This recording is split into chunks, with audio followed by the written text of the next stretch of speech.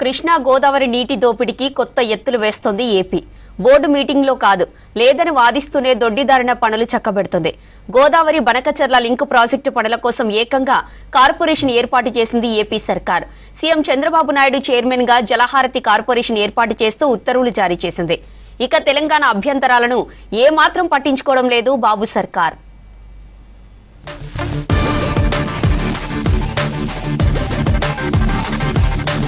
Godavari Banakacherla link ప్రాజెక్టుపై AP మరింత దూకుడుగా వ్యవహరిస్తోంది. ఇంకా ప్రతిపాదనల దశలోనే ఉందని, తెలంగాణవన్నీ అభూత కల్పనలేనని చెబుతున్న ఏపీ గ్రౌండ్ లో మాత్రం అందుకు విరుద్ధంగా ముందుకు వెళ్తుంది.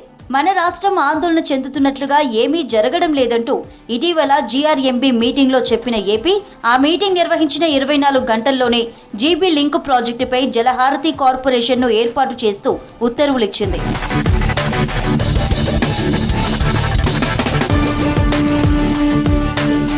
80,112 కోట్ల భారీ వ్యయంతో చేపడుతున్న గోదావరి బనకచర్ల ప్రాజెక్టుకు నిధుల సమీకరణ కోసం ఏపీ సీఎం చంద్రబాబు చైర్మన్ గా కార్పొరేషన్ ఏర్పాటు చేస్తున్నట్టు ఉత్తర్వుల్లో పేర్కొంది. ఒక వైస్ చైర్మన్, ఓ ఎండీ అండ్ సీఈఓ, 2 డైరెక్టర్లు, 16 మంది ఇంజనీర్లు, 3 అకౌంట్స్ ఆఫీసర్లు, ఒక చీఫ్ ఫైనాన్షియల్ ఆఫీసర్ తో కార్పొరేషన్ ఏర్పాటు చేసింది. జస్ట్ పేపర్ మీద పెట్టిన ప్రాజెక్టుపై తెలంగాణ రాద్ధాంతం చేస్తుందంటూ నిన్న మొన్నటి దాకా మభ్యపెడుతూ వచ్చిన ఏపీ ఇప్పుడు దానిని గ్రౌండ్ వరకు తీసుకువెళ్లేందుకు చకచకా పనులు కానిచ్చేస్తోంది. అందుకు కేంద్ర ప్రభుత్వ సహకారము తీసుకుంటుంది. వీలైనంత త్వరగా డిపిఆర్ ను రెడీ చేసేసి కేంద్రానికి పంపించి ఆ వెంటనే పనులు చేపట్టేందుకు రంగం సిద్ధం చేసుకుంటుంది చంద్రబాబు సర్కార్. గోదావరి బనకచర్ల ప్రాజెక్టుకు భారీ వ్యయం కానుండటంతో నిధుల సమీకరణకు ఏపీ సర్కారు జలహారతి కార్పొరేషన్ ను ఏర్పాటు చేస్తుంది. బ్యాంకులు, ఆర్థిక సంస్థలతో పాటు ప్రభుత్వ ఈక్విటీతో నిధులు సమీకరించుకోవాలని నిర్ణయించింది. ఇతర ప్రభుత్వ ప్రాజెక్టులపై ప్రభావం పడకుండా ఈ కార్పొరేషన్ ద్వారా నిధులు సమీకరించుకోవాలని ప్లాన్ చేస్తోంది. ఇటు పబ్లిక్, అటు మార్కెట్లోని బ్యాంకుల నుంచి లోన్లు తీసుకుంటే ప్రాజెక్టు నిర్మాణాన్ని సులభంగా ముందుకు తీసుకుపోవచ్చని యోచిస్తోంది.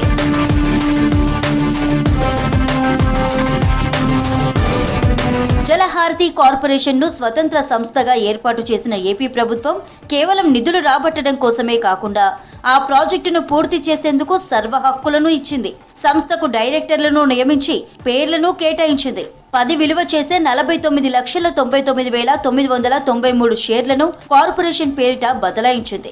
మరో 7 షేర్లను డైరెక్టర్లు, సీఈలు, director projects, director Polavaram irrigation project CE, Krishna delta CE, Ongole CE, Kurnool CE పేరుతో సబ్స్క్రైబ్ చేసింది. మొత్తంగా 5 కోట్ల విలువైన 50 లక్షల షేర్లనిచ్చింది. చైర్మన్ గా ఏపీ సీఎం, వైస్ చైర్మన్ గా ఆ రాష్ట్ర జలవనరుల శాఖ మంత్రి ఉండనున్నారు. కార్పొరేషన్ కు స్టాఫ్ ను కూడా ఏపీ సర్కార్ కేటాయించింది.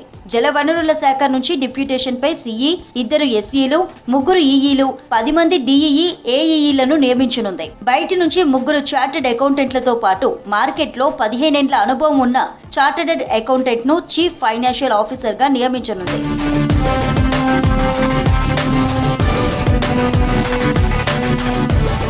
జలహారతి కార్పొరేషన్ ఏర్పాటు జీవోలో శ్రీశైలం ఆధారంగా చేపడుతున్న ప్రాజెక్టులను ఏపీ ప్రస్తావించింది. శ్రీశైలం ఆధారంగా చేపడుతున్న ప్రాజెక్టులైన గోదావరి నుంచి బనకచర్లకు తరలించే లింక్ ప్రాజెక్ట్ అయిన అవుట్ బేసిన్లోని రాయలసీమ ప్రాంతానికి నీటిని తరలించేందుకు చేపడుతున్నట్టు పేర్కొంది. వర్షాభావం ఉన్న ఆ ప్రాంతంలో కరువును తీర్చాలంటే నీటి తరలింపు ఒక్కటే మార్గమని స్పష్టం చేసింది. రాయలసీమ నీటి అవసరాలను తీర్చేందుకు ఇప్పటికే శ్రీశైలం రైట్ మెయిన్ కెనాల్ ఆధారంగా పలు ప్రాజెక్టులను చేపట్టినట్లు వివరించింది.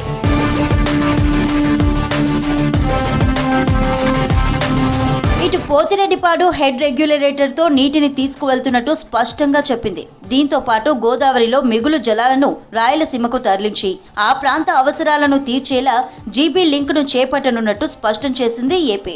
కాల్వలు, లిఫ్టులు, అండర్ గ్రౌండ్ పైప్ లైన్లు, సొరంగాలతో నల్లమల్ల కొండల నుంచి రాయలసీమ ప్రాంతానికి నీటిని తరలిస్తామని చెబుతోంది.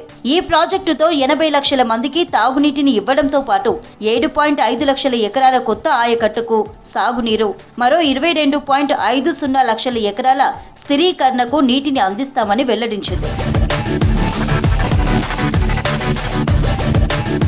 గోదావరి వరద మళ్లింపు సాకుతో కృష్ణా నీటినే ఏపీ గంపగుత్తుగా తరలించుకుపోయే కుట్ర చేస్తుందనే అనుమానాలున్నాయి.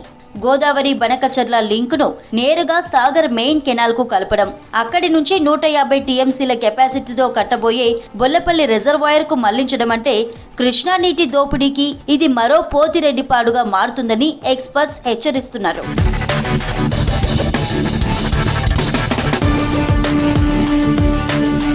దశాబ్దాలుగా లెక్కాపత్రం లేకుండా టెలిమెట్రీలు పెట్టకుండా కృష్ణా నీటిని అక్రమంగా మళ్లించుకుంటున్న ఏపీ పాలకులు గోదావరిని కృష్ణాతో లింకు చేస్తూ ఇంత పెద్ద ప్రాజెక్టును పూర్తి చేస్తే ఏ నీళ్లు ఎటు వెళ్తున్నాయో తెలిసే పరిస్థితి ఉండదు.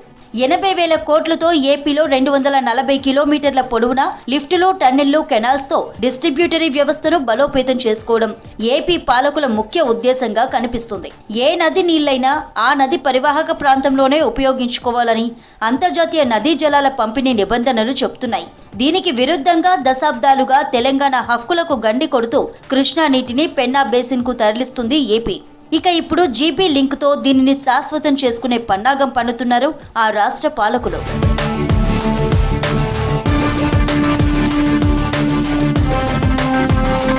గోదావరి నుంచి ఏటా వేలాది టీఎంసీలు సముద్రంలో కలుస్తున్నాయని ఏపీ వాదిస్తుంది. అలా వాడుకోకుండా సముద్రంలో కలుస్తున్న వరద జలాల్లో 200 టీఎంసీలను బనకచర్లకు తరలిస్తామని అంటోంది.